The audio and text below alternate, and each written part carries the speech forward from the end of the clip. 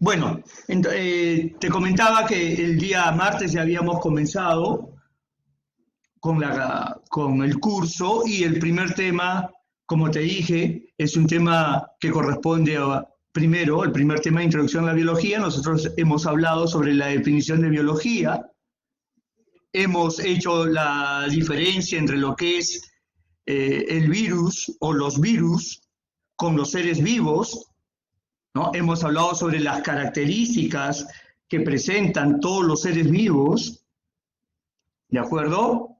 Hemos hecho también referencia a una breve historia, ¿no? Es decir, algunos personajes importantes que han hecho de las ciencias biológicas una ciencia tan interesante, ¿no? Fundamental, preponderante para la vida, no solamente del ser humano, sino para la vida de los seres vivos en general, ¿cierto? Y luego también vimos la parte de las ciencias biológicas y las ramas de la biología, ¿sí? Recuerda que la biología, por ser una ciencia que estudia la vida, el objeto y campo de estudio de la biología es muy amplia, entonces se hace necesario que el estudio se pueda dividir en ramas, ¿no? O disciplinas. Y por eso hemos estado también repasando un poco sobre lo que son las ramas de la biología, como la aracnología, la entomología, la ficología, la micología, ¿de acuerdo? Bacteriología, ictiología y en fin. Hicimos todo eso el día martes. Y quedó ya pendiente el siguiente tema que vamos a ya desarrollar hoy día, que es el tema de biomoléculas, que corresponde a una rama de la biología que es la bioquímica. Recuerda que la bioquímica es aquella rama de la biología que se encarga de estudiar todo lo referente a la composición química en los seres vivos, ¿no? Desde los elementos químicos, compuestos químicos, las reacciones químicas, los procesos químicos que se llevan a cabo al interior celular, ¿no? Y que forman parte de la composición química de la célula y por ende de la composición química de los seres vivos, ¿sí? Entonces, de eso vamos a hablar hoy día. A ver, primero, yo les comenté ese día que existe pues un conjunto de elementos químicos que forman parte de la composición de los seres vivos.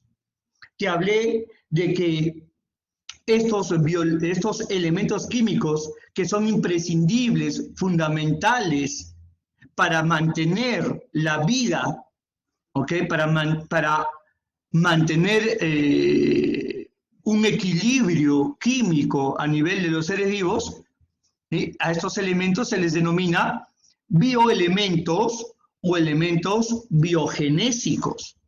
¿Por qué el nombre de, bueno, bioelementos? Ya, pues, elementos de la vida, ¿no? Elementos químicos que hacen posible la vida, que forman parte de la composición de los seres vivos. ¿Y por qué biogenésicos? Biogenésicos viene del término biogénesis, bio, vida, génesis, origen, formación, ¿no? Entonces son elementos que hacen posible el origen de la vida. Te comenté además que en tu tabla periódica, ¿sí? Actualmente existen aproximadamente unos 123 elementos químicos, pero también te dije que de esos 123, solamente un grupo reducido de elementos químicos forman parte de la composición de los seres vivos. Aproximadamente son 25, te dije, ¿no? Son 25 estos llamados bioelementos o elementos biogenésicos. ¿De acuerdo? Claro.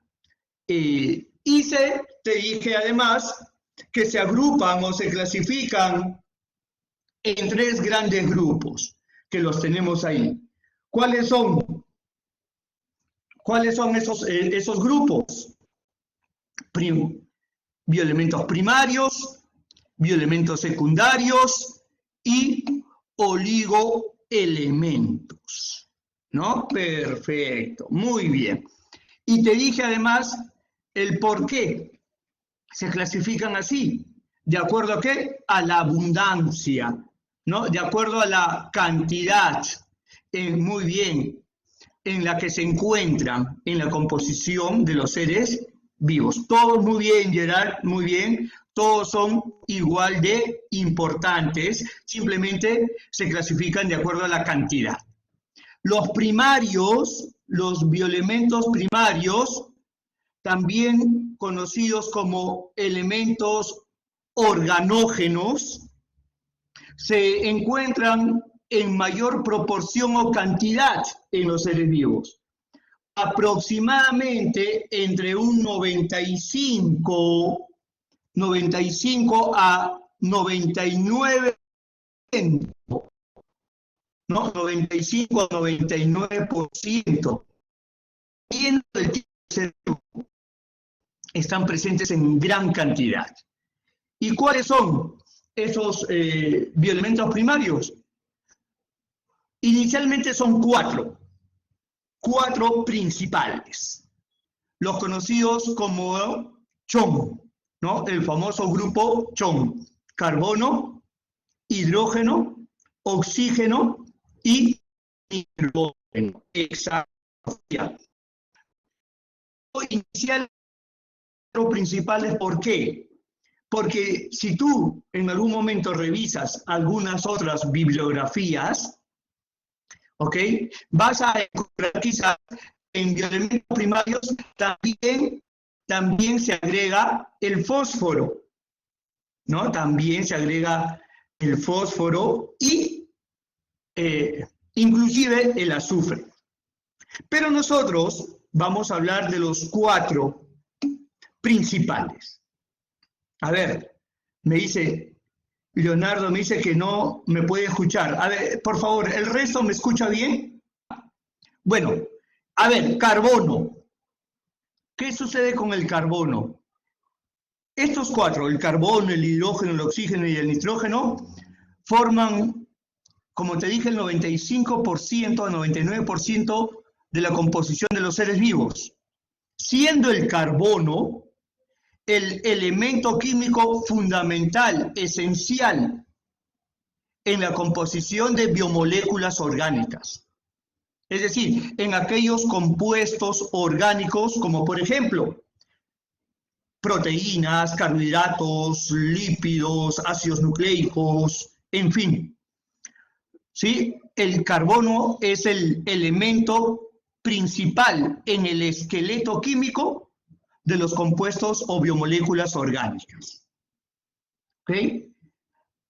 Junto al carbono, nosotros vamos a encontrar también al hidrógeno. Asociado al carbono, normalmente vamos a encontrar al hidrógeno. De tal manera que el carbono y el hidrógeno forman parte también del esqueleto químico de biomoléculas orgánicas, al igual que el oxígeno. Sin embargo, el oxígeno además es imprescindible, fundamental para todo ser vivo. ¿Por qué? Porque es utilizado para la respiración aeróbica, ¿no? Respiración aeróbica. Forma parte entonces el oxígeno de del esqueleto de compuestos orgánicos, ¿ok?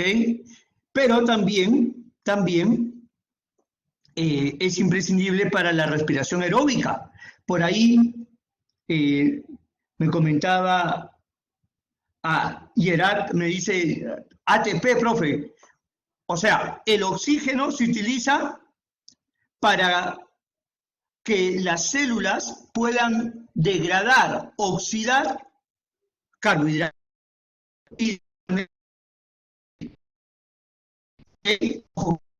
¿Ya? Ojo, que el oxígeno forma parte del ATP, no. El oxígeno es utilizado en la respiración aeróbica, es decir, en el proceso por el cual se oxidan, se degradan los compuestos orgánicos para obtener energía, para obtener ATP. Ya está. A ver, ¿es mi impresión o ustedes también lo observan? Hay ciertos momentos en que se ve que la mayoría, que el icono de la señal de internet en la mayoría cae, ¿no? Sí, ¿no, Jesús? Sí, sí, te das cuenta, así, en un lapso de segundos, ¿no? Todo se pone en rojo. Exacto. Leonardo Cinta, muy bien, Leonardo. El Leonardo contribuyendo muy bien. Sí, sí, sí, parte de nuestra cultura y las jergas, ¿no? Muy bien, muy bien, muy bien, Leonardo nos ha hecho sonreír. Perfecto. Así es, Jeremy, sí, me parece, Araceli, sí, me parece que la señal en un momento, por segundos, cae, ¿no? Casi para todos. Debe ser quizás porque todos tenemos casi el mismo operador, ¿no? Eso, Sayumi, eso, exacto, exacto. O la plataforma también pueda, exacto, George, quizás, exacto, quizás la plataforma esté experimentando un cierto descenso en la conectividad para todos los estudiantes de la universidad, ¿no? Eso puede estar sucediendo también. Pero bueno,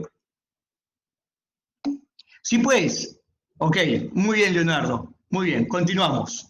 Entonces, carbono, hidrógeno, oxígeno y ahora el nitrógeno. El nitrógeno es fundamental en la composición de las proteínas, ¿ok? Y de los ácidos nucleicos, fundamental. Y tú debes recordar que las proteínas son los compuestos químicos que más abundan en la naturaleza, ¿ya? A ver, entonces, ese es el famoso grupo Chong. Ahora, yo te pregunto algo. Dime, de esos cuatro que hemos mencionado, carbono, hidrógeno, oxígeno y nitrógeno, ¿cuál es el más abundante en la naturaleza de esos cuatro? A ver, Jesús, a veces da la impresión que puede ser el carbono, ¿no? Pero no es el carbono, no es el carbono. Vamos, a ver.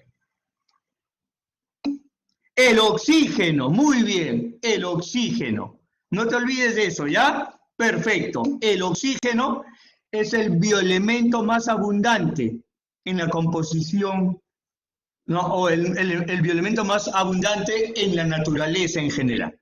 El oxígeno, ¿no? ¿Sí? Y en los seres vivos también. Ya está.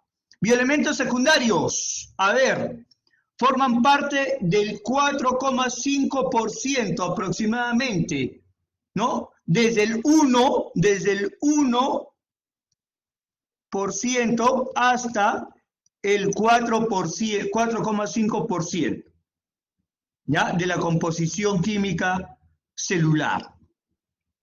¿Ok? Ya te dije, son menos abundantes, pero no por eso son menos importantes. De aquí a quién podemos mencionar, los tenemos ahí, mira, el azufre, el magnesio, el fósforo, el calcio, el sodio, potasio, cloro, hierro. Vamos a hablar un poquito de cada uno. A ver, por ejemplo, uno conocido, ¿ok? El hierro. Hablar del hierro es hablar de una proteína muy importante en la sangre.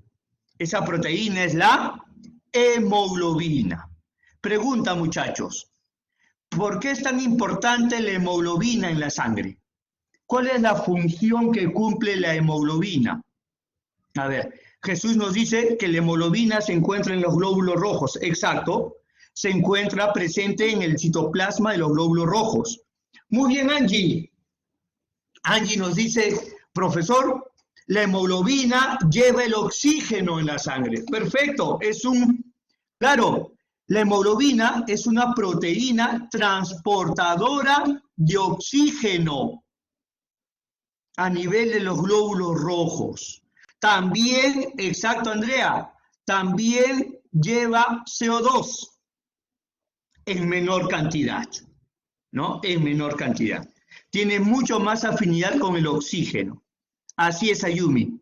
Perfecto, perfecto. Entonces, ya sabemos, la hemoglobina es una proteína que se encuentra en los glóbulos rojos y se encarga de transportar oxígeno, ¿ok?, a todas las células del cuerpo y también recoger el CO2. Ahora bien, ¿y qué tiene que hacer el hierro? Bueno, el hierro es el principal componente de la hemoglobina. El hierro es el bioelemento principal en la composición de la hemoglobina. Es más, si la hemoglobina no tuviese hierro en su composición, no podría transportar oxígeno. Precisamente la presencia de hierro en la composición de la hemoglobina hace que el oxígeno se pegue al hierro de la hemoglobina. ¿Me dejo entender? Por eso es muy importante el consumo de alimentos ricos en hierro en nuestra dieta. ¿Por qué? ¿Qué va a pasar? A ver, muchachos, ¿qué va a pasar si es que hay un déficit de hierro en nuestro organismo? No hay suficiente hierro en nuestro organismo. ¿Qué podría suceder? Perfecto, muchachos, exacto. Muy bien, Jesús, muy bien. Anemia, ¿ok? Anemia, no te olvides. ¿Qué es la anemia? Bueno, la anemia es el cuadro clínico que se describe como el descenso en la cantidad de hemoglobina en la sangre. Y ese descenso, esa baja en la cantidad de hemoglobina en la sangre, normalmente es ¿por qué? Por la falta de hierro. Es decir, nosotros no estamos consumiendo suficiente hierro en los alimentos. No nos estamos nutriendo bien. Y eso va a ocasionar que los glóbulos rojos no puedan fabricar su hemoglobina. Al no haber hierro, entonces no se puede fabricar suficiente hemoglobina. Al disminuir la hemoglobina, por lógica, ¿qué pensamos? Ya no va a haber un buen transporte de oxígeno a nuestras células. Entonces, no va a llegar suficiente oxígeno a las células. ¿Y eso cómo se puede notar? Bueno, cansancio físico, cansancio mental, fatiga en general, sueño, falta de apetito, ¿no? Dolor de cabeza, la coloración de la piel, ¿no? Se aclara, ¿cierto? Exacto, o sea, uno dice, uy, está como papel carbón, perdón, papel carbón, no, como papel bond, ¿no? Estás muy pálido, exacto, exacto. Si tú tienes estos síntomas, ¿no? Como te dije, cansancio físico, mental, fatiga, dolor de cabeza, falta de apetito, y estás pálido, posiblemente, exacto, Sayumi, modo vampiro. Tú lo has descrito mejor que nadie, exacto. Muy bien. Entonces, eso puede ser anemia, ¿no? Exacto. ¿Ah? Muy bien, perfecto. Ya está. ¿Y qué debemos hacer? Consumir alimentos ricos en hierro. Las vísceras, hígado, vaso, riñón, corazón de res. ¿Okay? Las vísceras son fundamentales, son ricos en hierro. Muy bien, la sangre de animales, exacto, la sangre de res, lo que llaman la sangrecita. ¿Okay? La sangre de pollo también. Sayumi, claro, el vaso, pero vaso con B de bueno, Sayumi, por favor. ¿Sí? Porque si tú le escribes así, exacto, Sayumi. Si no estaríamos hablando de que estamos comiendo vidrio. Muy bien. No te preocupes, Sayumi, no te preocupes. Ya está. Ok, perfecto. Ese es el hierro. Dime, el cloro. Hablemos del cloro. Mira, hablar del cloro es hablar de un ácido. El ácido clorhídrico, ¿no? el ácido clorhídrico, que es un ácido bastante corrosivo, un pH de 1,2, 1,5, un pH bastante ácido. Y este ácido es fundamental, imprescindible para iniciar una buena digestión de los alimentos. Ojo con eso, ¿no? ¿Y cuál es entonces el órgano que es encargado de la producción de ácido clorhídrico? El estómago. El estómago. Ojo con eso, ¿ya? El estómago, nuestro estómago, por ejemplo, tiene que fabricar ácido clorhídrico. ¿Por qué? Porque es imprescindible para la activación de las enzimas digestivas y por ende para iniciar una digestión normal. Ojo con eso, es fundamental entonces el cloro para la digestión. ¿Por qué? Porque forma parte del ácido clorhídrico producido por el estómago. ¿Ya? Dicho sea de paso, el ácido clorhídrico forma parte de lo que conocemos como el jugo gástrico, que también es producido por el estómago. Además, el cloro como anión, porque el cloro es un anión, ¿sí? Tú sabes que los aniones son átomos de carga negativa, ¿no? Entonces, el cloro como anión también interviene en darle carga eléctrica a la membrana celular, participa en procesos de osmorregulación, es decir, participa en la regulación del volumen de agua. Por ejemplo, es el cloro. Sodio y potasio, ajá, el sodio y potasio. ¿Qué sabemos primero del sodio? Primero, uno siempre debe recordar, sodio y potasio siempre trabajan de la mano. Normalmente trabajan juntos, algo así como el dúo dinámico de los bioelementos secundarios. ¿Ok? El Batman y Robin, algo así, de los bioelementos secundarios, siempre. Entonces, el sodio y el potasio, ambos actúan en lo que se llama la sinapsis nerviosa. Hace posible la transmisión de impulsos nerviosos. ¿Ok? Ese es el sodio y potasio. Además, el sodio y el potasio participan también en la regulación del volumen de agua a nivel celular. Le dan carga eléctrica a las membranas celulares. Fíjate, el sodio es el catión extracelular más abundante. El sodio, ¿no? Es el catión, por eso, Gerard, decimos catión, ¿no? Ion positivo, así es, muy bien, el catión, ¿no? Gerard Alfonso, el catión extracelular más abundante. Mientras que el potasio es el catión intracelular, el catión intracelular más abundante, ¿ya? Ahora bien, ¿dónde encontramos sodio? Bueno, encontramos sodio en la sal. Hay sodio en la sal, ¿no? Encontramos sodio. ¿Y dónde encontramos potasio? A ver, el potasio, fuentes naturales de potasio, ricas en potasio. Muy bien, Jesús. El plátano, perfecto. El plátano y todos los que sean cítricos, muchachos. O sea, estamos hablando de naranja, por ejemplo, ¿no? Las naranjas, la fresa, el limón. En verduras como el tomate, la cebolla, ahí vamos a encontrar potasio, ¿sí? Muy bien, Isaí, el kiwi, así es. Jesús, hablamos de verduras ahora, ¿no? Cuando hablaba de cítricos, estaba hablando de frutas, ¿ok? Ahora estábamos hablando de que en verduras, ¿no? Tenemos, por ejemplo, al tomate, ¿sí? El tomate, ¿ok? George... ok, sí, a pesar de ser el alimento más completo, ¿no? Así es, George. Ajá.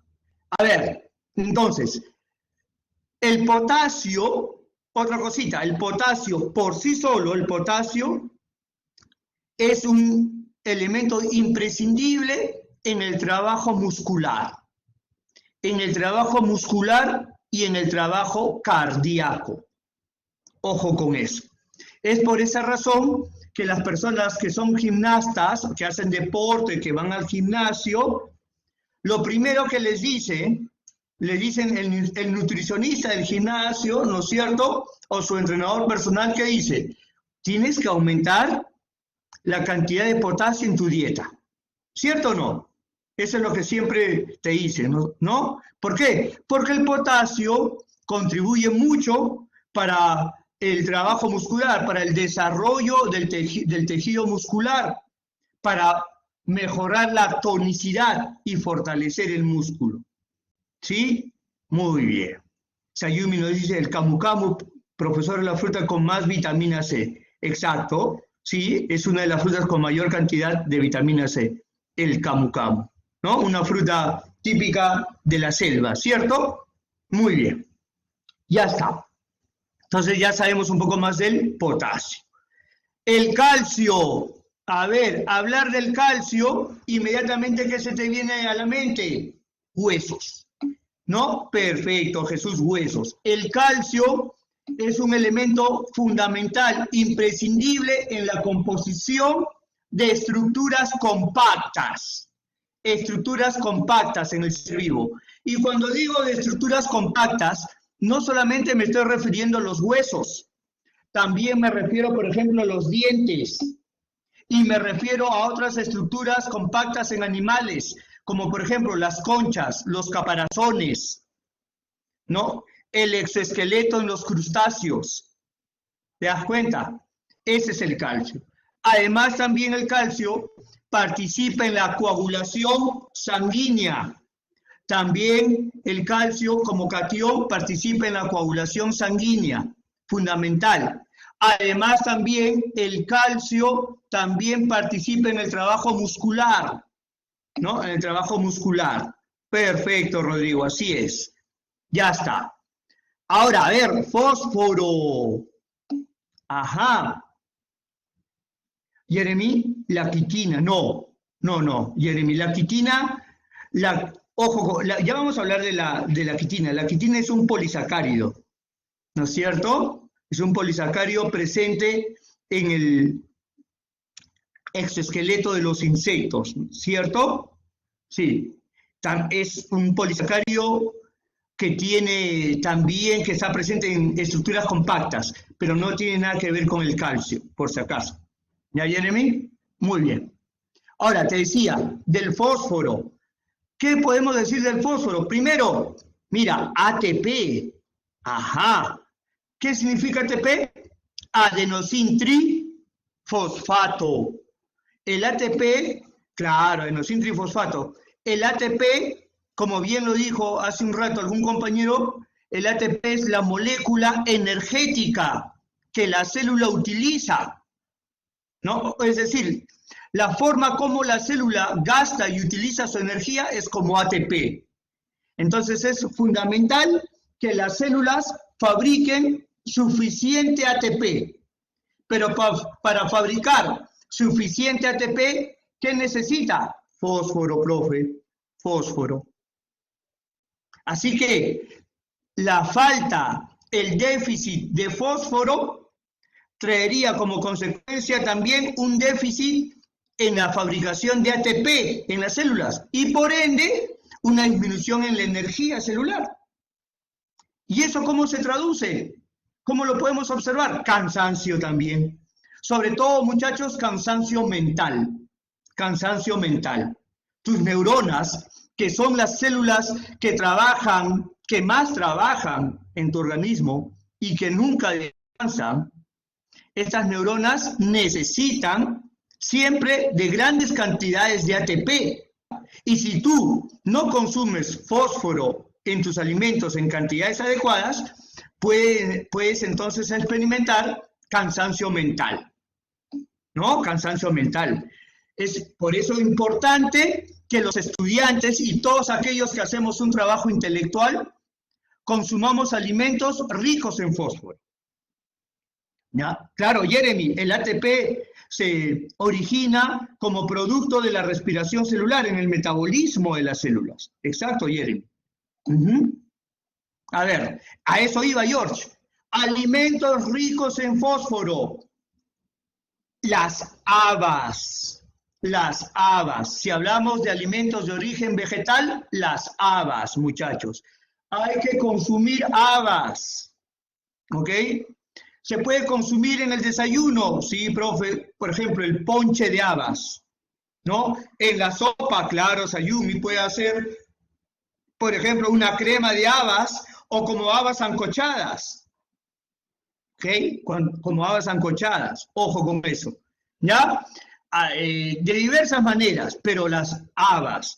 Aparte de las habas, todo lo que son menestras, ricos en fósforo, al igual que el hierro y el fósforo se encuentran en las menestras, ¿no?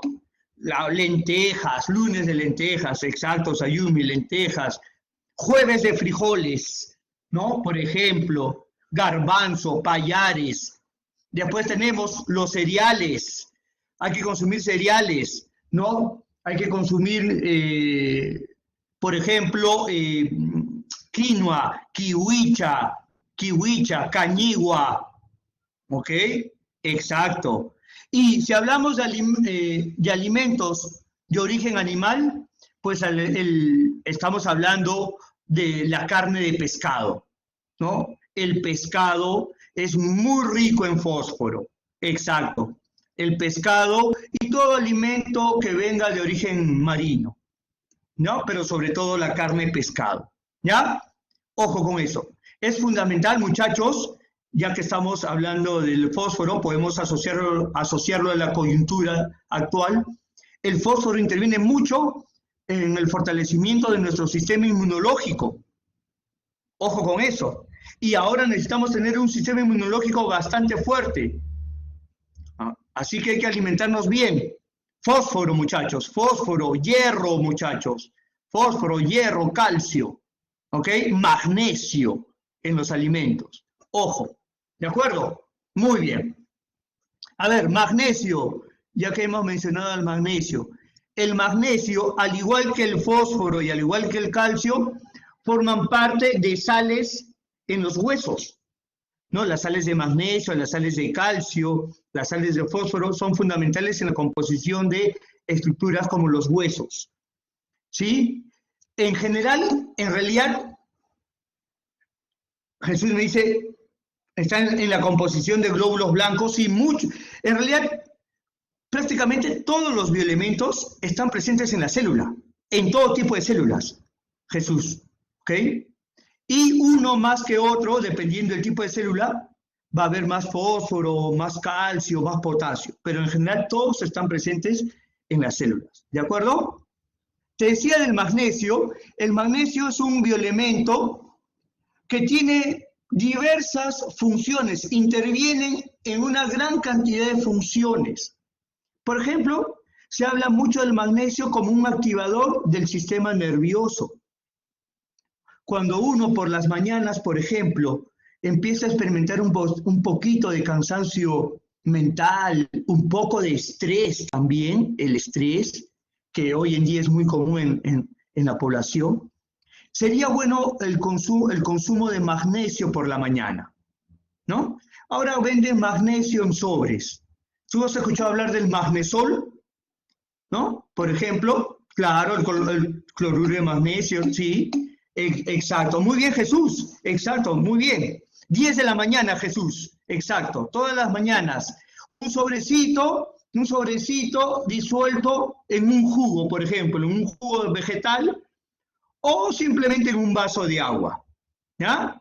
Sí, también llego. Hay diversas, en un jugo de naranja, claro, ya puede ser, o sabor de naranja. Hay diversas presentaciones. El punto es que hay que consumir magnesio. Y sobre todo por las mañanas, ¿sí? 10 de la mañana es una hora ideal para los estudiantes en general y para todos que hacemos trabajo intelectual. Y en las noches, fíjate lo que te voy a decir, en las noches el magnesio actúa como un relajante. te va a relajar, te va a ayudar a que tú puedas tener un sueño más profundo. Exacto, Diego, exacto. Sí, así es, Luis, así es. Así que el magnesio es un elemento imprescindible, fundamental en las células, ¿ya? Y en la célula, eso es en general en nosotros, por ejemplo. Muy bien, Jeremy, perfecto, muy bien. Exacto, Sayumi, en las noches, ¿no? Te ayuda a descansar. Luis, exacto, pruébalo. Vas a ver que te da resultados. Yo lo tomo. Cuando lo necesito, lo tomo. Así es. Y te relaja y te ayuda a conciliar el sueño, ¿no? Muy bien. Pero el magnesio en los vegetales, muchachos, en los vegetales, el magnesio es fundamental en la composición química de ese pigmento que le da la coloración verde a las plantas. Estamos hablando de la clorofila. El magnesio es un elemento fundamental en la composición química de la clorofila. No te olvides de eso. Además, sabemos que aparte de darle el color verde a la planta, la clorofila juega un papel fundamental. ¿En qué proceso, muchachos? A ver, díganme, ¿en qué proceso? Muy bien, Gerard, Jesús, exacto, Andrea Sayumi, muy bien, Sofía, muy bien, Maricielo, en la fotosíntesis, exacto, alumnos, muy bien, en la fotosíntesis. Muy bien, tú sabes que la fotosíntesis es un proceso fundamental para las plantas, porque a través de la fotosíntesis las plantas pueden fabricar sus propias moléculas orgánicas, utilizando la energía luminosa, ¿no? La energía solar. Y la clorofila juega un papel fundamental. ¿Por qué? Porque precisamente la clorofila actúa como una antena de luz, ¿no? Como un pigmento fotorreceptor, recogiendo la luz solar en las plantas. ¿Sí? Fundamental entonces la presencia del magnesio en la composición de la clorofila en las plantas. Finalmente, el azufre. Hablar de azufre es hablar de un elemento muy importante en la composición de aminoácidos. Profe, ¿y qué son los aminoácidos? Bueno, los aminoácidos son las unidades estructurales de las proteínas, ¿no? Los aminoácidos constituyen algo así como la materia prima para fabricar proteínas. Y el azufre está presente principalmente en dos aminoácidos esenciales, la cisteína y la metionina. ¿Okay? Entonces, por eso también es importante el poder consumir alimentos ricos en azufre. Ejemplo, menestras. Las menestras son alimentos ricos en azufre. ¿Ok? Un dato adicional. Los nutricionistas, muchachos, recomiendan el consumo de menestras por lo menos 3 veces a la semana. Ojo con eso. Y muchos de nosotros no cumplimos con eso, ¿no? A veces, así, Sayumi, claro, intercalado. Lunes de lentejas, por ejemplo. Jueves de frijoles. Y puedes cerrar tu semana con garbanzos, con payares, con la menestra que tú más te guste, ¿no? La menestra que más te guste. Así que por lo menos 3 veces. Sería lo ideal, ¿no? Sería lo ideal. Pero seguramente muchos no lo hacen, pero por lo menos una vez por semana sería bueno consumir menestras, muchachos. ¿Ya? Las menestras son ricos en hierro, ya te dije, en fósforo, en azufre. ¿Sí? Ojo con eso. De acuerdo. Ahora sí, nos vamos a oligoelementos. El prefijo oligo. A ver, oligo, ¿qué significa? ¿Quién me dice? Oligo. Pequeño, ¿no? Poco, ¿no es cierto? Oligo, pequeño. ¿Por qué no se encuentran pequeñas cantidades casi insignificantes, menos del 1%, ¿no?, de la composición química celular, menos del 1%. experimentamos, no, todos, Sayumi, todos experimentamos un corte otra vez, ¿no? ¿Sí? ¿Volvimos? Me parece, así es. Otra vez vimos rojo, ¿no es cierto? En la señal de todos. Sí. Son todos. Me parece, hay dos cosas aquí, ¿no? o es Movistar, o quizás la plataforma de la universidad quizás está presentando algunos inconvenientes. Bueno, pero vamos, superemos eso, ya estamos nuevamente acá. Oligoelementos, a ver, ¿por qué el nombre de oligoelementos? Porque se encuentran en pequeñísimas cantidades, en cantidades casi insignificantes, menos del 1%. Así es. Y aquí hablamos, por ejemplo, por eso se llaman trazas también. Por eso el nombre de trazas, ¿de acuerdo? Ojo con eso, ¿ya? A ver, permíteme. Ya está. Acá, trazas. Acá tenemos algunos importantes. ¿Cuáles son? MN, a ver, ¿qué es el MN? ¿Lo conoces? Magnesio, no. Manganeso, ¿no? Manganeso es Mg, Maricielo. ¿Sí? Jeremy, muy bien, Sayuri, manganeso. Sí, un lapsus, sí, no te preocupes. Manganeso. ¿Y qué es? Yodo, ¿no? Yodo, flúor, cobalto, cobre, silicio, zinc. ¿Ok? Importantes estos oligoelementos entonces. A ver, el yodo. Hablar del yodo es hablar de un elemento fundamental, imprescindible para el trabajo de una glándula. Una de las glándulas más importantes del cuerpo humano.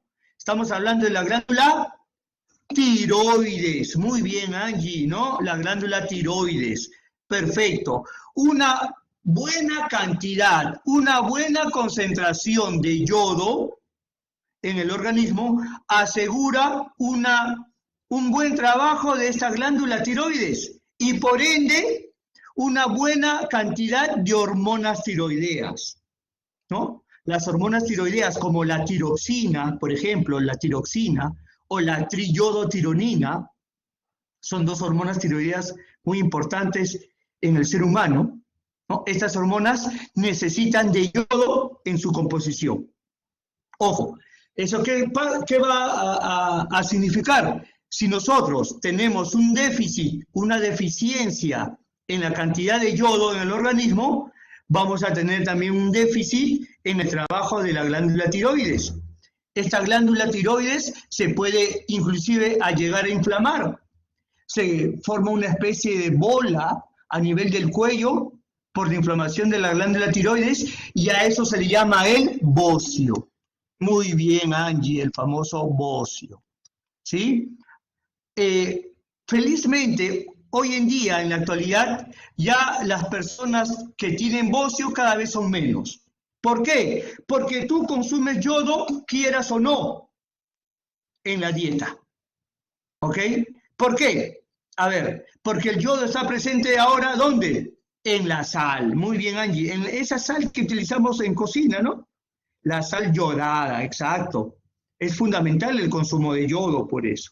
¿Ya? Muy bien, ¿dónde más encontramos yodo, muchachos?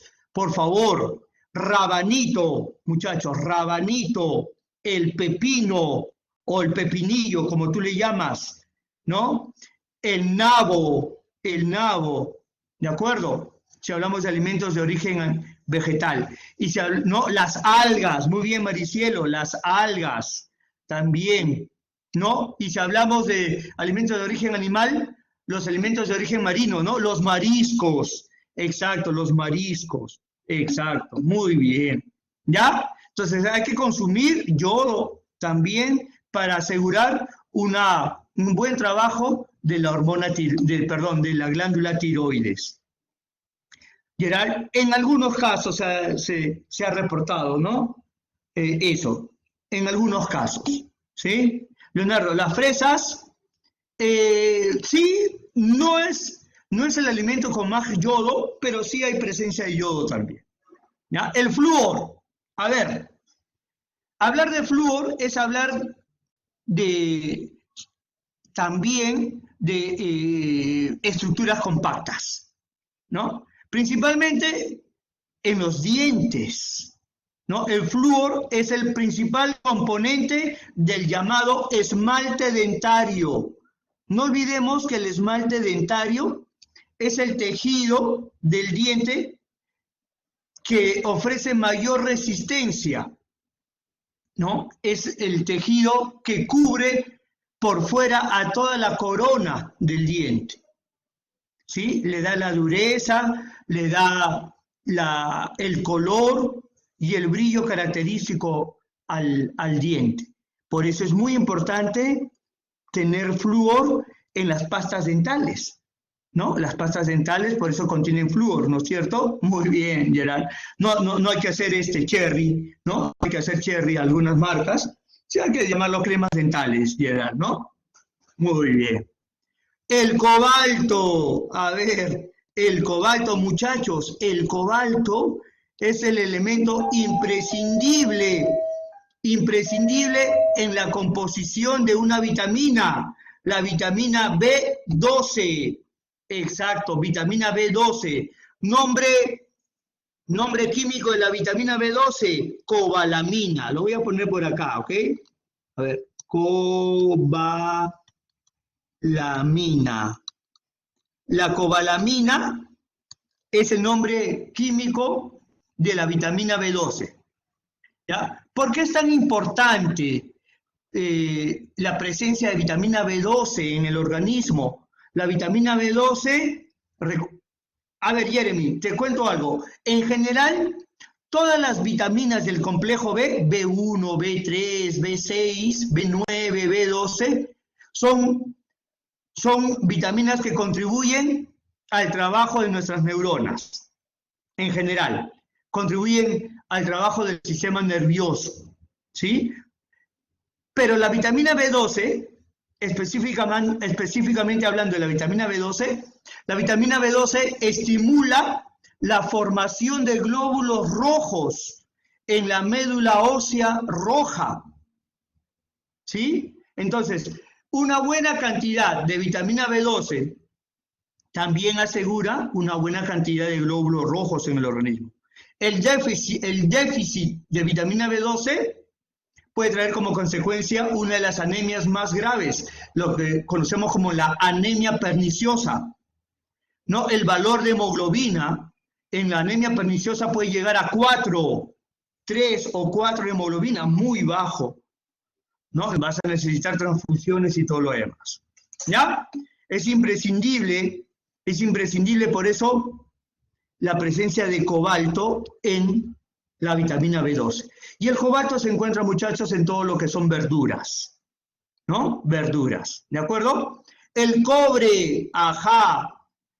Hablar del cobre es hablar de un elemento fundamental en la composición de aquella proteína que transporta oxígeno, pero en otros animales invertebrados como los crustáceos, por ejemplo. Muy bien, en algunos artrópodos, Rodrigo, como los crustáceos, el cangrejo, por ejemplo, los camarones, ¿sí? Entonces, el cobre cumple la misma función que el hierro en nosotros, los mamíferos, ¿sí? Así como el hierro es el principal componente de la hemoglobina para el transporte de oxígeno, el cobre es el principal componente de la hemocianina que transporta oxígeno en los crustáceos, como el cangrejo y los camarones, por ejemplo. ¿Sí? Ojo con eso, principalmente el crustáceo, el cobre en la hemocianina. Ya, luego tenemos el silicio. El silicio es un oligoelemento que ofrece resistencia a los tejidos. O sea, le da resistencia, ¿no? Le da resistencia a los tejidos, no solamente en animales, sino sobre todo en vegetales también. en vegetales. Los caparazones, por ejemplo, tienen silicio también, Rodrigo. Muy bien. Y el zinc es un cofactor enzimático fundamental, ¿no? El zinc actúa en el metabolismo celular, ayudando, colaborando a la función de muchas enzimas del metabolismo celular. O sea, participa, por ejemplo, en procesos como la respiración, en la fotosíntesis también, ¿ok? El zinc. Ok, perfecto. Leonardo, a ver, Leonardo dice, profe, también está en el libro, me pregunta. Sí, una consulta, ¿todavía ya tienen el libro en la mano? Sí, no. Ok. Algunos sí, a ver, exacto. Ok. Lo que sucede es lo siguiente, muchachos, ¿sí? Ya les va a llegar. Ya la universidad está acelerando el proceso de entrega de los libros, de los textos. ¿Ok? ¿Por qué razón? A ver, dice, si no, nos queda entre hoy y mañana. Sí, Sayumi, así es. Por esto de lo que pasa que no se tenía previsto esto de la cuarentena, que empiece a partir del día domingo. Entonces, se ha tenido que acelerar el proceso, así que ya hasta el día de mañana, me parece, o hasta el día sábado, vas a tener ya el libro. ¿Ok? Tranquilos, ¿sí? Ustedes ya han dado su dirección, entonces no hay problema. Ok, pero te lo hacen llegar donde te encuentres, me parece, Gerald, ¿no? Te lo mandan por courier, me parece. Pero eso ya ustedes lo tienen que tratar con el señor Paul Romero, ¿no?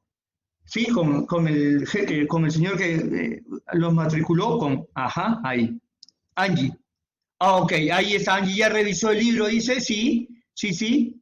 Sí, no, ojo con eso, no, toda la información que nosotros estamos dando en clase está en el libro, por si acaso. Yo no voy a hacer nada que no esté en el libro. Ojo con eso, ¿ya? Perfecto, ojo con eso.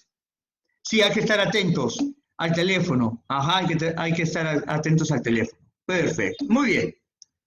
Ya está. Ahí tienes un cuadrito, mira, un cuadrito de los principales bioelementos, ¿no? Un resumen, ¿no? De los elementos de los cuales nosotros hemos visto. ¿Ya? A ver, aquí, mira, acá es lo que yo te decía. Porcentaje, mira, fíjate, el oxígeno, el más abundante te decía en los seres vivos, ¿no? Ahí está, el oxígeno, fíjate, 65%. Y en el universo, ¿no? El más abundante en el universo es el hidrógeno, mira. ¿No es cierto? El hidrógeno. ¿Ya? Perfecto. ¿Listo? Continuamos. A ver, muchachos. Ahora vamos a hablar de las biomoléculas en general, ¿ya? En biomoléculas. A ver, permíteme un momentito, voy a conectar mi batería.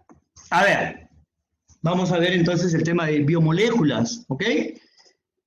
Hace un momento hablamos de bioelementos, pero tú sabes muy bien que cuando los elementos químicos interactúan entre sí, van a formar compuestos químicos, ¿no? Estos elementos químicos se unen por enlaces, ¿cierto? Enlaces químicos y forman compuestos químicos. Muy bien, en los seres vivos, los elementos que están presentes se llaman bioelementos. Y si estos bioelementos, el carbono, el hidrógeno, el oxígeno, el fósforo, el azufre, el magnesio, se reúnen e interactúan, reaccionan entre sí, van a formar compuestos químicos que nosotros llamamos biomoléculas, ¿no? Entonces, las biomoléculas son todos aquellos compuestos químicos que se originan de la unión química de los bioelementos. ¿Sí? Por ende, las biomoléculas son fundamentales en la composición química de los seres vivos y fundamentales para mantener la vida. Se dividen en dos grandes grupos: biomoléculas inorgánicas y biomoléculas orgánicas. ¿Ya?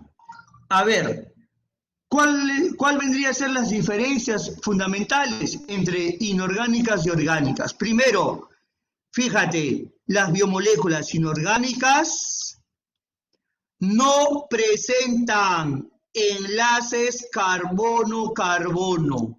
Ojo con eso. Ojo, mira, no te vayas a confundir. Yo no he dicho que no tengan carbono.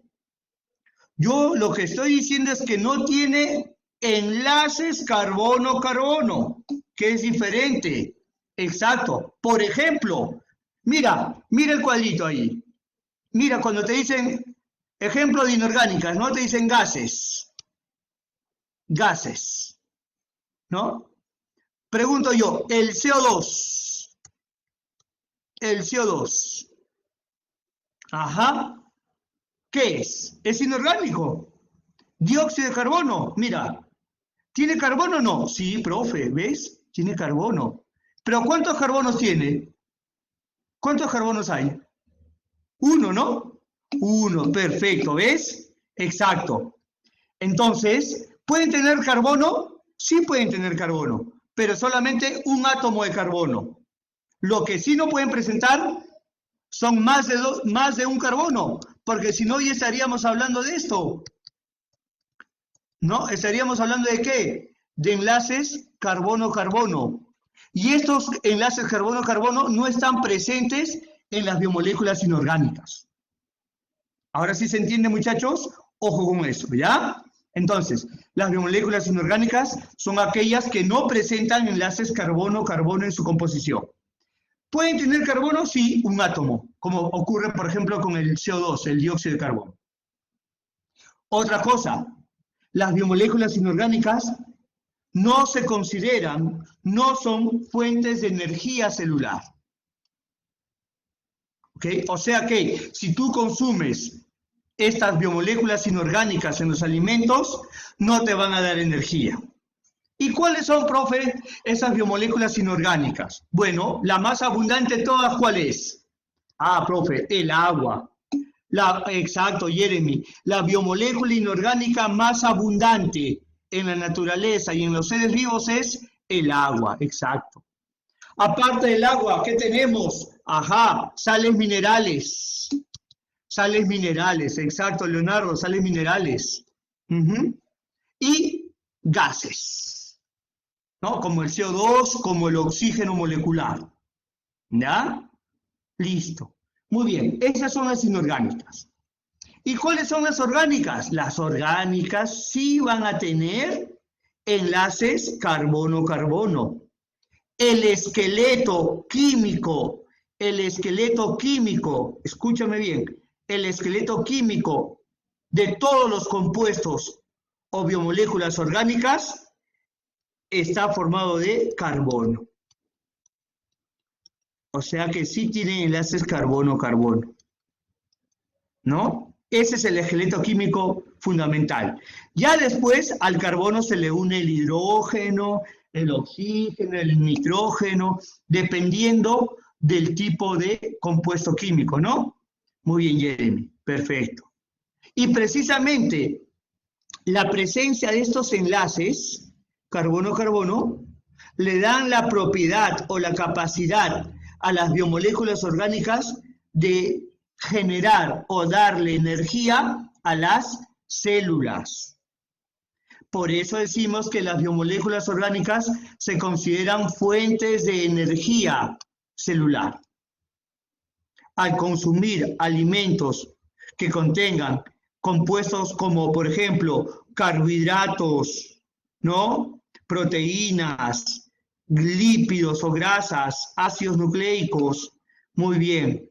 Todos estos compuestos van a ser luego oxidados, degradados, digeridos por parte de la célula para obtener ¿qué? ATP.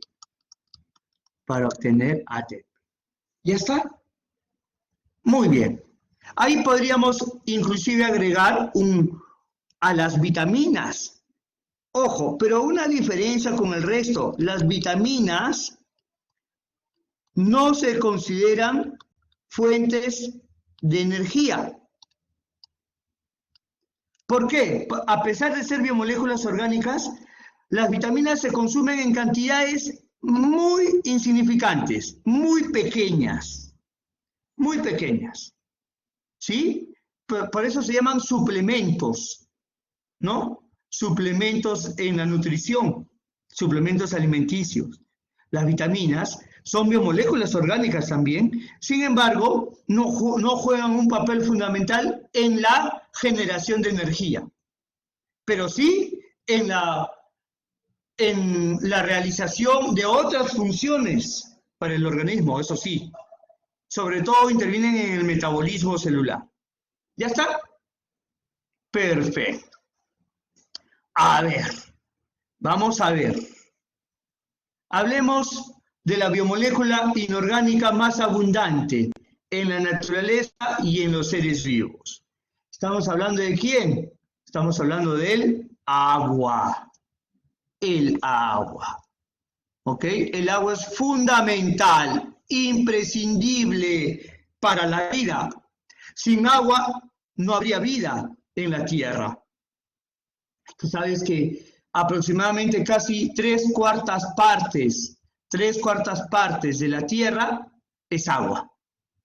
Y si hablamos del agua en los seres vivos, imaginémonos la importancia entonces que debe tener. En los animales, aproximadamente se encuentran en los animales entre un 60 a 90% de su composición.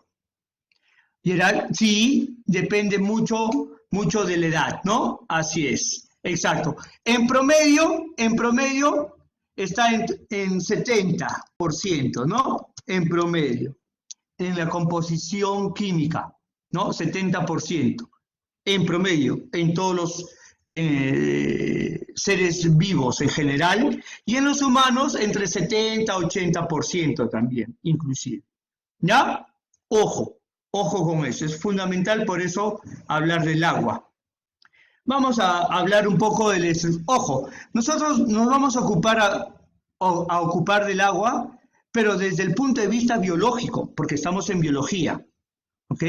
No vamos a tocar al agua como una estructura, como un compuesto químico, y vamos a detallar su estructura química y todo eso, porque eso le corresponde a la química inorgánica. Nosotros estamos hablando, vamos a mencionar al agua, ¿no? Algunas funciones biológicas importantes y la estructura molecular. A ver, ¿qué decimos? Te dice, el agua, mejor conocido como H2O, ¿sí? ¿Por qué? Porque está compuesto por 2 átomos de hidrógeno unidos a un átomo de oxígeno, como ves en la figura. 2 átomos de hidrógeno unidos a un átomo de oxígeno. Ya está. Escucha bien, mira, entre los átomos de hidrógeno, ¿sí? Hay un ángulo de enlace. Este ángulo aproximadamente es de 105 grados, 104,5, ¿no? Para hacer algo más exacto. ¿No es cierto? Permíteme. ¿No? Sí, a ver, otra vez, ya. 104,5 grados, ¿no? Ya está. Sí, pero lo podemos redondear a 105 grados con respecto al átomo de oxígeno.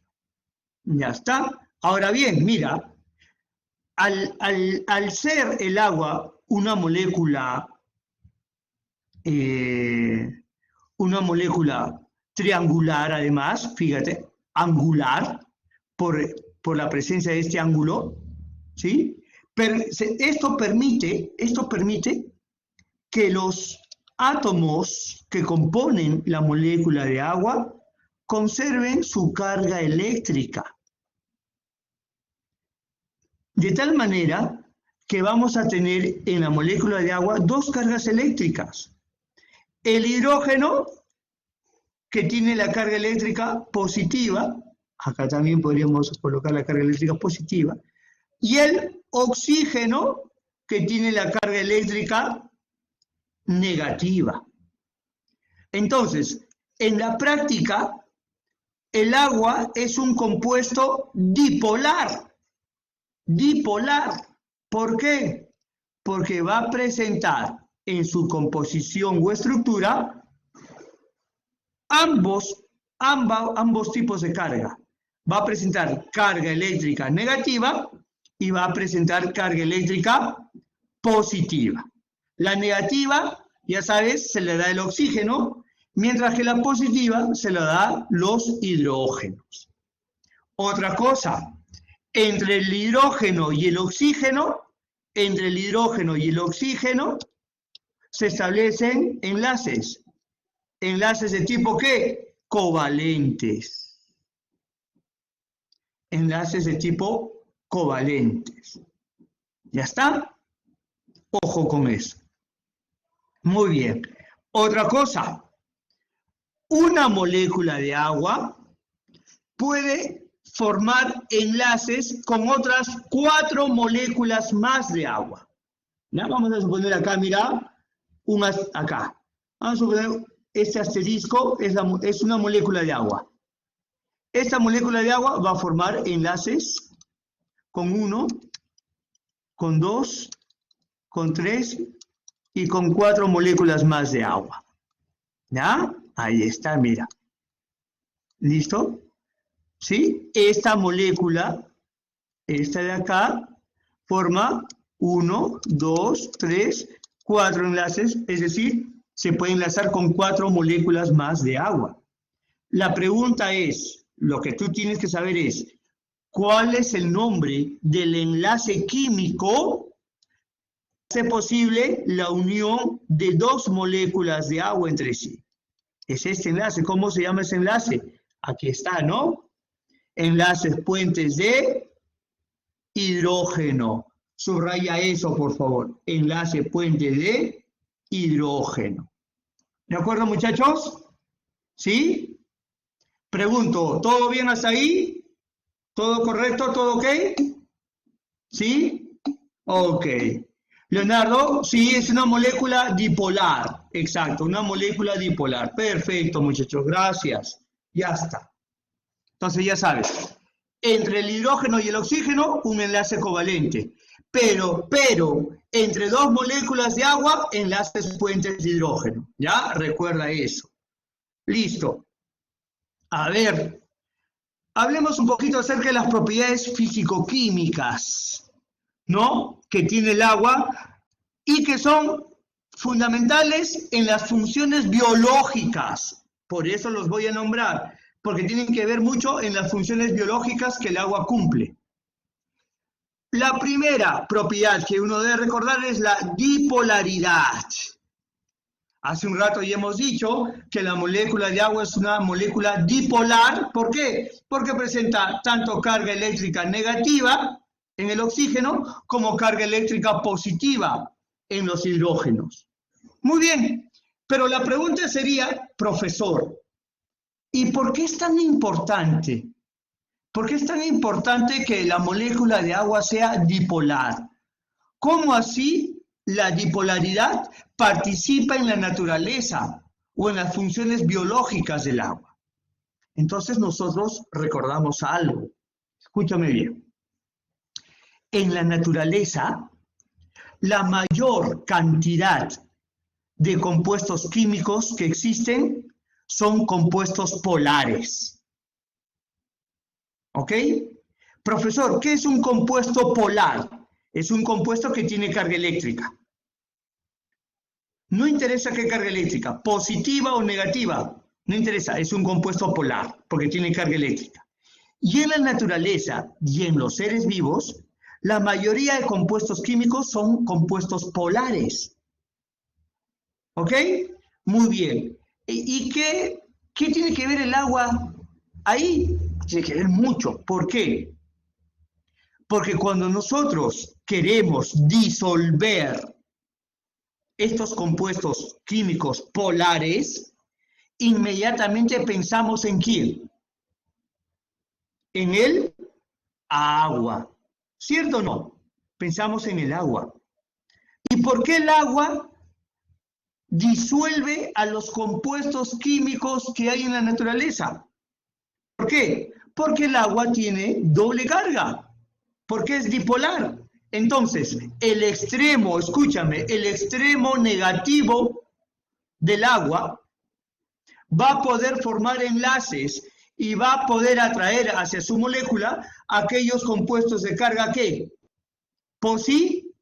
Positiva. ¿Te das cuenta? Y el extremo positivo del agua hará lo mismo, formar enlaces con aquellos compuestos de carga negativa. Ahora sí te diste cuenta la importancia de la dipolaridad que tiene el agua.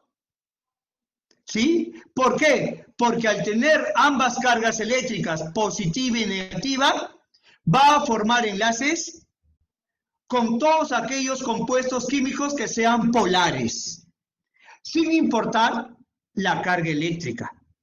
Por eso decimos que el agua es un disolvente ¿qué? Muchachos, ¿disolvente qué? Universal. Muy bien, Jeremy, es el disolvente universal. Pregunta, supongamos que el agua solamente sea un compuesto monopolar. El agua con una sola carga eléctrica, ¿podría ser disolvente universal? ¿Qué opinas? ¿Podría ser disolvente universal con una sola carga eléctrica? O sea, ya no dipolar, sino monopolar. ¿Podría ser disolvente universal? No, ¿no es cierto? Claro que no. No, Gerald. No. Solamente si tiene una carga eléctrica no podría... O sea, vamos a suponer, vamos a suponer que el agua tenga carga solo negativa.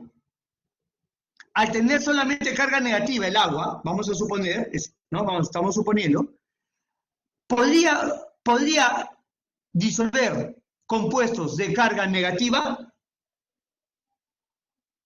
No, muy bien, perfecto. Solamente podría disolver compuestos de carga ¿qué? Solamente podría disolver compuestos de carga positiva. Perfecto, perfecto, ¿ves? ¿Ves? Por eso la importancia de la dipolaridad del agua. Porque al ser dipolar, el agua va a enlazarse y va a formar compuestos y va a disolver aquellos compuestos de carga positiva y negativa.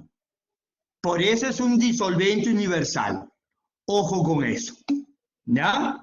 Ok, Gerald, no te preocupes. Lo importante es que ustedes lo entiendan y lo comprendan. Muy bien, entonces esa es la dipolaridad.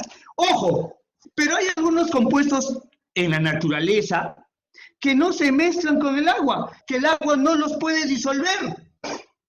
¿Cuáles son esos compuestos, muchachos? Muy bien, Josefa. Los lípidos, las grasas, los aceites. Muy bien. ¿Por qué crees? ¿Por qué crees que el aceite no se puede disolver en agua? Si tenemos en cuenta esto de las cargas eléctricas. ¿Por qué? Porque las grasas, los aceites, son compuestos, muy bien, neutros. ¿Ok? Son eléctricamente neutros. Son compuestos no polares, ¿no? Son, exacto, compuestos eléctricamente neutros. Muy bien, muchachos.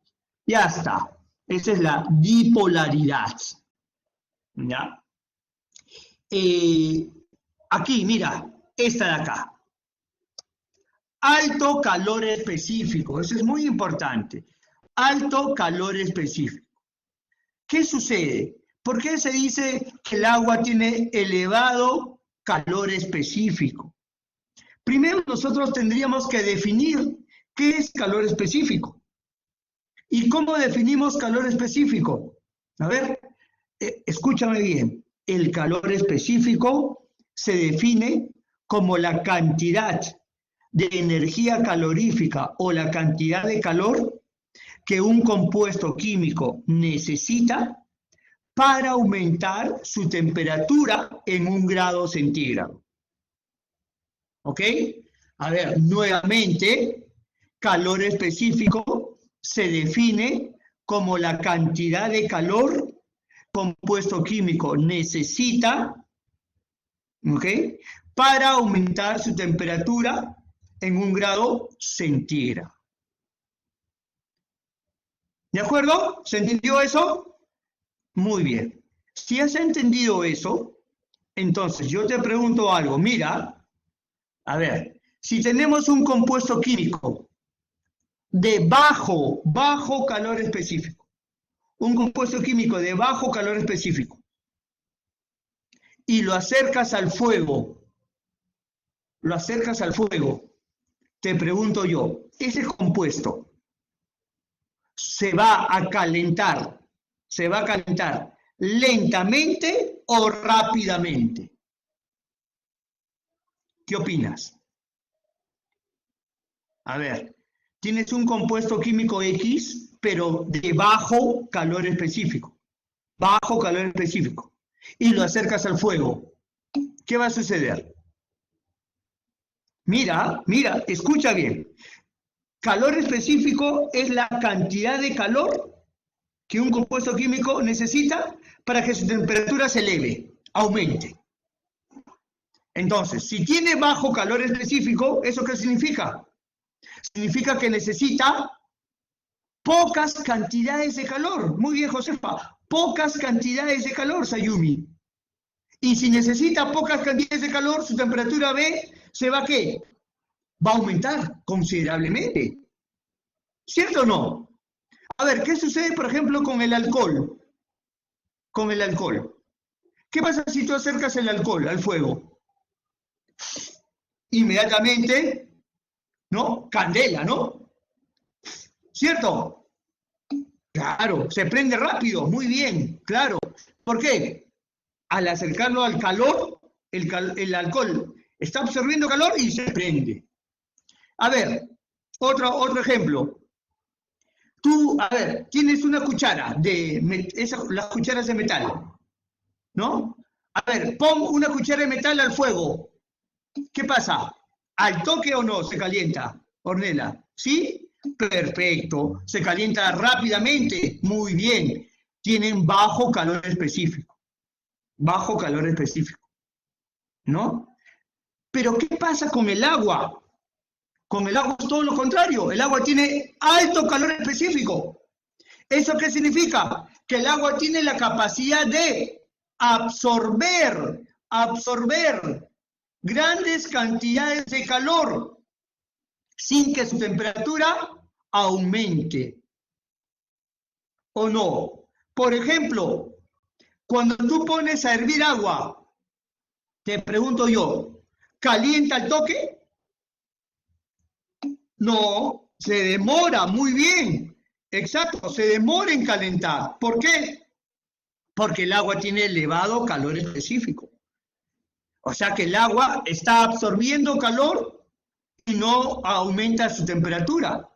Lógicamente que va a llegar un momento en que es tanto el calor que absorbió que la temperatura comienza a aumentar. ¿Cierto? Claro. Ahora bien, el punto es el siguiente también. ¿Cómo nosotros podemos aprovechar esta propiedad de elevado calor específico? ¿Cómo la aprovechamos en nuestra vida? ¿O cómo lo aprovechan muchos seres vivos, como los mamíferos, por ejemplo? A ver, ¿qué sucede cuando nosotros, ya habíamos hablado de que somos animales homeotermos, ¿recuerdas? Nosotros somos animales homeotermos, es decir, regulamos nuestra temperatura, la mantenemos siempre constante, independientemente de la temperatura del medio ambiente, ¿cierto? Claro. ¿Y qué sucede entonces? ¿Cómo interviene el agua ahí? ¿Qué pasa cuando hay mucho calor en el medio ambiente? Como ahora, por ejemplo, y sales a la calle, ¿empiezas a qué? A sudar, ya, claro, ya habíamos hablado de eso, la transpiración, ¿no? Empezamos a transpirar. Y cuando tú transpiras, ¿qué botas? Agua.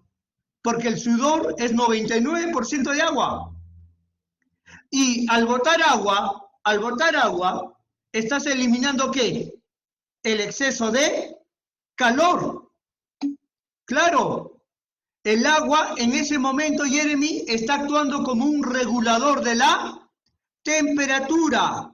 Ojo, el agua es un agente termorregulador. ¿Gracias a qué es un agente termorregulador? A ver, ¿gracias a qué? A su elevado calor específico. ¿Ya? Ojo con eso. Muy bien, muy bien. A ver, Rodrigo me pregunta, profe, cuando una molécula tiene más de 2 átomos, ¿de quién depende la dipolaridad? Eso va a depender mucho de la suma de cargas, ¿no? Eso, no sé si, bueno, en química ustedes llevan química o han llevado química en el colegio y ustedes han escuchado hablar de las reacciones redox, de óxido-reducción, ¿no? El balance que tienes que hacer entre las cargas eléctricas, ¿no es cierto? De eso va a depender, ¿no? Eso es química, Rodrigo, ¿no es cierto? Ya está. A ver, entonces, te pregunto yo, puede ser pregunta de examen, ¿ya? Ojo, el agua actúa como un termorregulador, ¿gracias a qué? A ver, el agua actúa como un termorregulador. ¿Gracias a qué? Si te preguntan eso en un examen. El agua actúa, claro, gracias a su elevado calor específico. No se vayan a olvidar de eso, muchachos. ¿Ok? Muy bien. Perfecto. Ahora veamos esta, mira. Elevada tensión superficial. Alta tensión superficial o elevada tensión superficial. ¿Qué sucede? Hemos dicho hace un momento que las moléculas de agua se unen a través de puentes de hidrógeno, ¿cierto? Estos enlaces, puentes de hidrógeno, son enlaces muy fuertes, muy complicados para poder romper, de tal manera que va a generar una gran fuerza de cohesión entre las moléculas de agua, una gran fuerza de cohesión entre las moléculas de agua. Entonces, ¿qué va a suceder? Si vamos a suponer, estamos en una piscina, lógicamente una piscina con agua. Te pregunto yo, si tú le das un manotazo a la piscina, al agua que hay en la piscina, le das un manotazo, pregunto, ¿tu mano se une o rebota y suena? ¿Qué opinas? Rebota, ¿no es cierto, Angie? Perfecto, ¿no? Sayumi, claro, rebota, suena. Muy bien, ¿por qué? ¿Por qué? ¿Por qué no se hunde?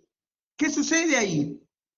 Lo que sucede es que en ese cuerpo de agua, ¿no es cierto? Que hay, exacto, y duele a veces, ¿no? En ese cuerpo de agua que hay en la piscina, ¿cuántas moléculas de agua habrán? Miles, millones de moléculas de agua. Todas ellas interactúan a través de enlaces, puentes de hidrógeno. De tal manera que en la superficie de ese cuerpo de agua, en la superficie, se forma una especie de ¿qué? De escudo, una especie de capa protectora, una especie de colchón protector. ¿Debido a qué? A la elevada tensión superficial, debido a la alta fuerza de cohesión entre las moléculas de agua. Esta propiedad de alta tensión superficial o elevada tensión superficial es muy bien aprovechada por los animales, muchachos. Sobre todo por los animales como los insectos, los zancudos, los mosquitos, como tú los llamas comúnmente, se reproducen en aguas estancadas. Ahora en verano abundan los zancudos. Y es recomendable que tú no tengas recipientes, baldes o tinas con agua. Por lo menos no abiertas. Por lo menos deberías cubrirlo. ¿Por qué? Porque los zancudos, las hembras, tienen la costumbre de colocar sus huevos en aguas estancadas. Los huevos eclosionan y las larvas de los zancudos viven sobre el agua. Los zancudos caminan sobre el agua. Así es. ¿Y por qué caminan sobre el agua? ¿Debido a qué? Aprovechando la elevada tensión superficial que tiene el agua. ¿Te das cuenta? Entonces, gracias a la elevada tensión superficial del agua, el agua se convierte como un medio de vida para muchos insectos, para muchos animales. ¿Okay? Además también, gracias a la elevada tensión superficial del agua, el agua es un agente de protección. El agua está en los órganos, en los tejidos, y de alguna u otra forma amortigua el golpe, la intensidad del golpe. Es un agente de protección también, ¿ok? Gracias a la elevada tensión superficial que tiene. Ok, muy bien. Algún día, gracias a la ciencia, podríamos caminar por el agua. No, hay cosas que la ciencia no podría hacer, ¿no? A menos que aligeremos la fuerza de gravedad, y eso no se podría hacer. ¿O ya? Ojo. Muy bien, muchachos. Quedamos hasta ahí. Nos vemos la próxima.